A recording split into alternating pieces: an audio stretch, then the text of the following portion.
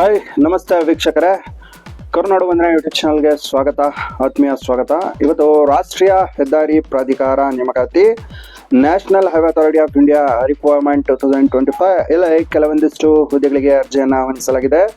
ಎಷ್ಟು ಹುದ್ದೆಗಳು ಲಭ್ಯವಿದೆ, ವೇತನ ಶ್ರೇಣಿ ಏನು, ವಯೋಮಿತಿ ಏನು, ಮತ್ತೆ ಆಯ್ಕೆ ಪ್ರಕ್ರಿಯೆ ಯಾವ ರೀತಿ ಇರುತ್ತೆ, ಇದರೆಲ್ಲರ ಬಗೆಗಿನ ಹೆಚ್ಚಿನ ಮಾಹಿತಿಗಾಗಿ ದಯವಿಟ್ಟು ಈ ವಿಡಿಯೋವನ್ನು ಪ್ರಾರಂಭದಿಂದ ಕೊನೆಯವರೆಗೆ ಸಂಪೂರ್ಣವಾಗಿ ವೀಕ್ಷಿಸಿ. ಸಂಕ್ಷಿಪ್ತವಾದ ಮಾಹಿತಿ ನಾವು ನೀಡುವುದರಿಂದ ದಯವಿಟ್ಟು ಈ ವಿಡಿಯೋವನ್ನು ಎಲ್ಲಿಯೂ ಸಹ ಸ್ಕಿಪ್ ಮಾಡದೆ ಕಂಟಿನ್ಯೂ ಆಗಿ ಪ್ರಾರಂಭದಿಂದ ಕೊನೆಯವರೆಗೆ ವೀಕ್ಷಿಸಿ, ನಿಮ್ಮಲ್ಲಿ ಕಳಕಳೆಯ ವಿನಂತಿ. ವೀಕ್ಷಕರ, national highway authority of India requirement 2025 ಅರ್ಹತೆ ಹೊಂದಿರುವ ಅಭ್ಯರ್ಥಿಗಳು ಅಧಿಕೃತ ವೆಬ್ಸೈಟ್ಗೆ ಭೇಟಿ ನೀಡುವುದರ ಮೂಲಕ ಈ ಹುದ್ದೆಗಳಿಗೆ ಅರ್ಜಿಯನ್ನು ಸಲ್ಲಿಸಬಹುದು. ಅಭ್ಯರ್ಥಿಗಳನ್ನು ಹೇಗೆ ಆಯ್ಕೆ ಮಾಡಲಾಗುತ್ತಿದೆ, ವಯಸ್ಸಿನ ಅವಶ್ಯಕತೆಗಳೇನು, ಶೈಕ್ಷಣಿಕ ಅರ್ಹತೆಗಳೇನು, ಶುಲ್ಕಗಳು ಮತ್ತು ಇತರ ಪ್ರಮುಖ ಮಾಹಿತಿಗಳಿಗಾಗಿ ಯಾರೆಲ್ಲ ಹೊಸದಾಗಿ ನಮ್ಮ ಕರುನಾಡು ವಂದನೆ ಯೂಟ್ಯೂಬ್ ಚಾನಲ್ನ ವೀಕ್ಷಿಸುತ್ತಿದ್ದೀರೋ ಹಾಗೆ ಸಬ್ಸ್ಕ್ರೈಬ್ ಮಾಡದೆ ವೀಕ್ಷಿಸಿರುವ ವೀಕ್ಷಕರಿಗೆ ಕಳಕಳೆಯ ವಿನಂತಿ, ದಯವಿಟ್ಟು ಕರುನಾಡು ವಂದನೆ ಯೂಟ್ಯೂಬ್ ಚಾನಲ್ನ ಸಬ್ಸ್ಕ್ರೈಬ್ ಮಾಡಿ ಹಾಗೂ ಅಗತ್ಯವಿರುವ ನಿಮ್ಮ ಫ್ರೆಂಡ್ಸ್ ಆ್ಯಂಡ್ ಫ್ಯಾಮಿಲಿಯಲ್ಲಿಯೂ ಸಹ ಶೇರ್ ಮಾಡಿ. ಪಕ್ಕದಲ್ಲಿರೋ ಬೆಲ್ ನೋಟಿಫಿಕೇಶನ್ ಸಹ ಆನ್ ಮಾಡಿ ಲೇಟೆಸ್ಟ್ ಅಪ್ಡೇಟ್ಸ್ಗಳನ್ನು ಪಟ್ ಅಂತ ಪಡೆಯಬಹುದಾಗಿದೆ.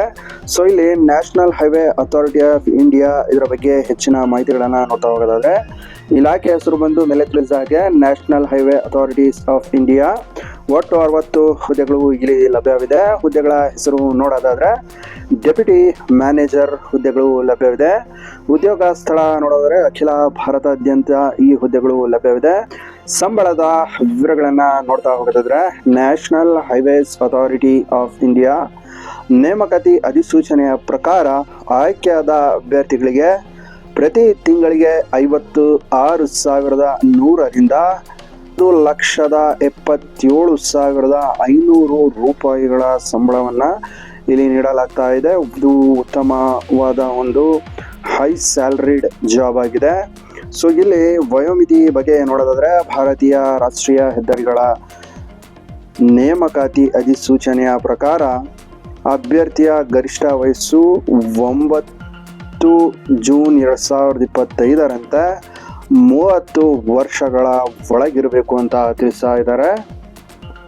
ಇಲ್ಲಿ ಕೆಲವೊಂದಿಷ್ಟು ಹೆಚ್ಚಿನ ಮಾಹಿತಿಗಳನ್ನು ನೋಡ್ತಾ ಹೋಗೋದಾದರೆ, ಶೈಕ್ಷಣಿಕ ಅರ್ಹತೆ ಬಗ್ಗೆ ನೋಡೋದಾದರೆ NHAI ಅಧಿಕೃತ ಅಧಿಸೂಚನೆಯ ಪ್ರಕಾರ ಅಭ್ಯರ್ಥಿಯು ಮಾನ್ಯತೆ ಪಡೆದ ಮಂಡಳಿಗಳು ಅಥವಾ ವಿಶ್ವವಿದ್ಯಾಲಯಗಳಿಂದ ಸಿವಿಲ್ ಇಂಜಿನಿಯರಿಂಗ್ ಪದವಿಯನ್ನು ಪೂರ್ಣಗೊಳಿಸಿರಬೇಕು ಅಂತ ತಿಳಿಸ್ತಾ ಇದ್ದಾರೆ. ಜೊತೆಗೆ ಇಲ್ಲಿ ಆಯ್ಕೆ ವಿಧಾನ ಯಾವ ರೀತಿ ಇರುತ್ತೆ ಅನ್ನೋದನ್ನ ನೋಡಿದರೆ, ಗೇಟ್ ಸ್ಕೋರ್ ಮತ್ತು ಸಂದರ್ಶನದ ಆಧಾರದ ಮೇಲೆ ಇಲ್ಲಿ ಆಯ್ಕೆ ಪ್ರಕ್ರಿಯೆನ ಮಾಡಲಾಗುತ್ತೆ. ಅರ್ಜಿಯನ್ನು ಯಾವ ರೀತಿ ಸಲ್ಲಿಸಬೇಕು ಅನ್ನೋದನ್ನ ನೋಡೋದಾದರೆ, ಇಲ್ಲಿ ಆನ್ಲೈನ್ ಮುಖಾಂತರನೇ ಅರ್ಜಿ ಸಲ್ಲಿಸಬೇಕು. ಇದು ಆನ್ಲೈನ್ ಮುಖಾಂತರ ಅರ್ಜಿಯನ್ನು ಸಲ್ಲಿಸಬೇಕಾಗಿದ್ದು, ಆನ್ಲೈನ್ನಲ್ಲಿ ಅರ್ಜಿ ಸಲ್ಲಿಸಲು ಪ್ರಾರಂಭ ದಿನಾಂಕ ಬಂದು 10 ಮೇ 2025ರಿಂದ ಪ್ರಾರಂಭವಾಗಿದ್ದು, ಆನ್ಲೈನ್ನಲ್ಲಿ ಅರ್ಜಿ ಸಲ್ಲಿಸಲು ಕೊನೆಯ ದಿನಾಂಕ 9 ಜೂನ್ 2025 ಆಗಿದೆ. ಸೊ ಇದಿಷ್ಟು ಈ ಹುದ್ದೆಗಳಿಗೆ ಸಂಬಂಧಪಟ್ಟಂಥ ಹೆಚ್ಚಿನ ಮಾಹಿತಿಯಾಗಿದೆ.